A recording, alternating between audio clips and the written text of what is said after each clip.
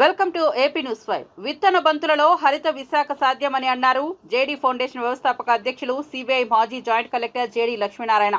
Gajuwaka BC రోడ్లో ఉన్న Chaitanya school విద్యార్థులతో కలిసి జేడీ ఫౌండేషన్ ఆధ్వర్యంలో ఏరాడకొండ మీద విత్తన బంతులను వేయడం జరిగింది. ఈ కార్యక్రమానికి ముఖ్య అతిథులుగా జేడీ లక్ష్మీనారాయణ మరియు పల్లా కార్తిక్ చారిటబుల్ ట్రస్ట్ వ్యవస్థాపకులు పల్లా కార్తిక్ పాల్గొన్నారు.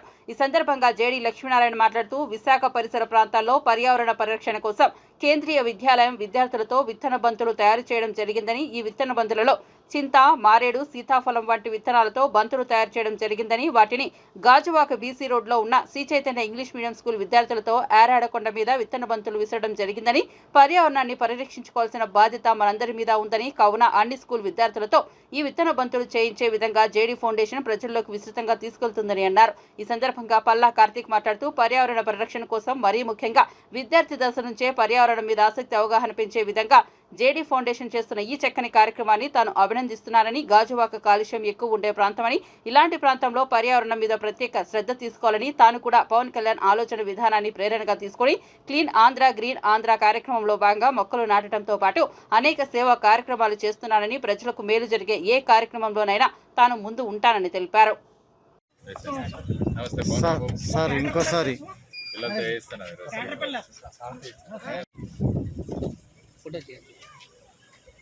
Okay sir,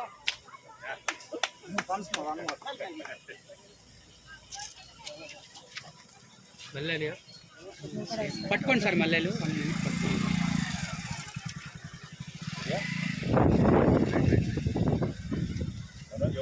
okay sir.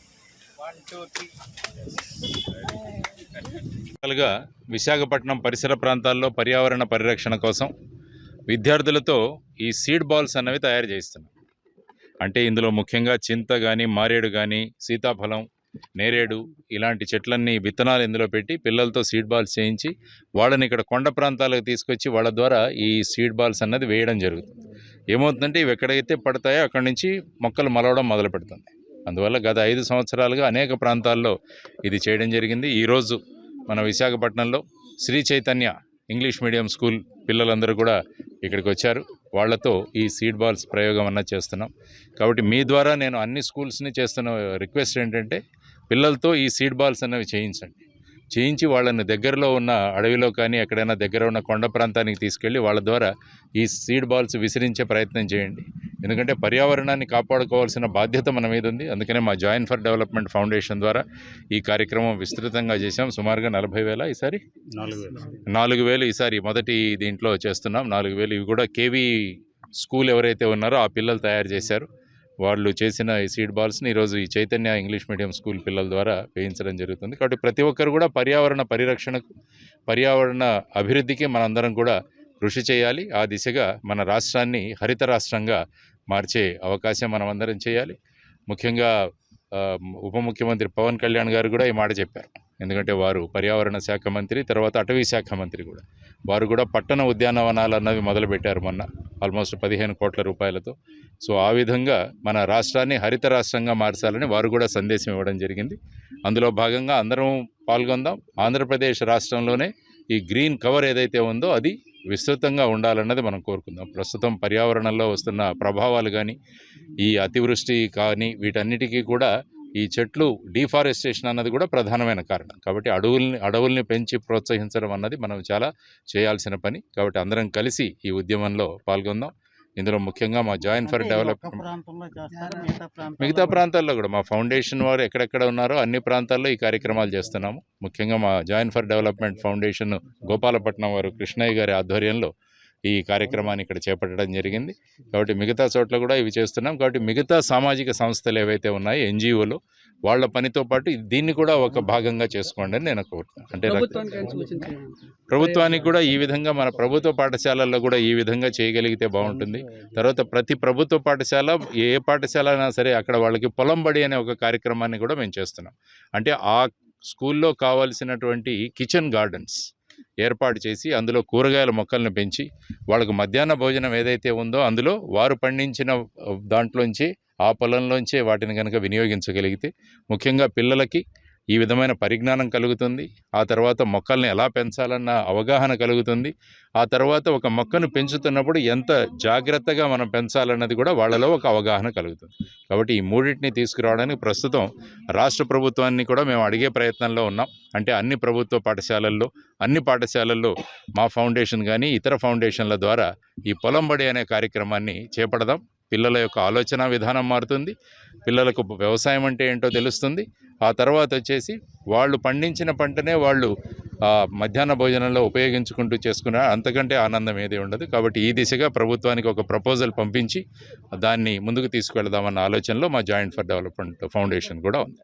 ధన్యవాదాలు. చూస్తే చాలా చోట్ల గుంతలు ఉన్నాయి, పాట్ హోల్స్ అంటాం వీటిని.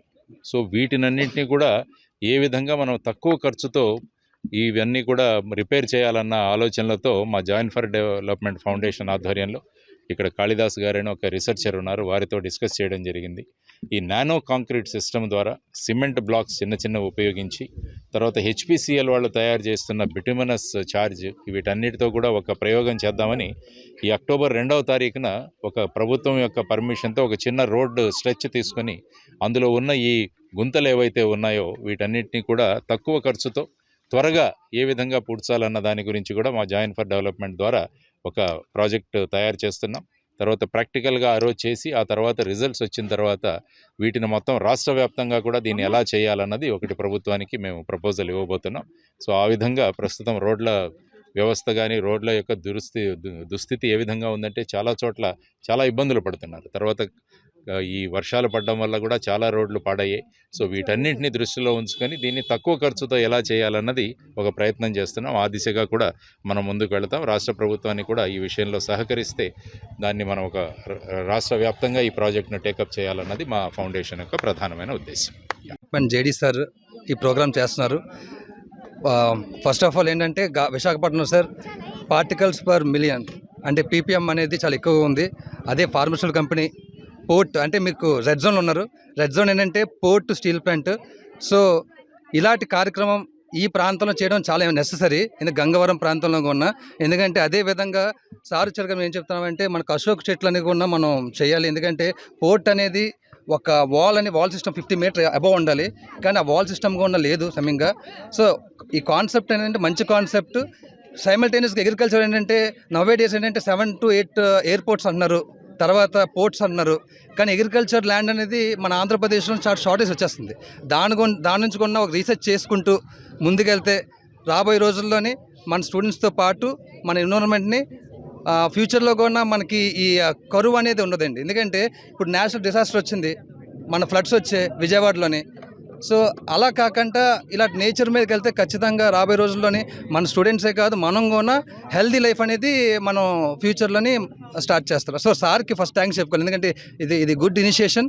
దీంతోపాటు స్టేట్ గవర్నమెంట్ కూడా దీని మీద ఒక యాక్షన్ ప్లాన్ తీసుకొని ఒక రూట్ మ్యాప్ వేస్తే మేము అందరం కూడా ఫాలో అవుతాం సార్.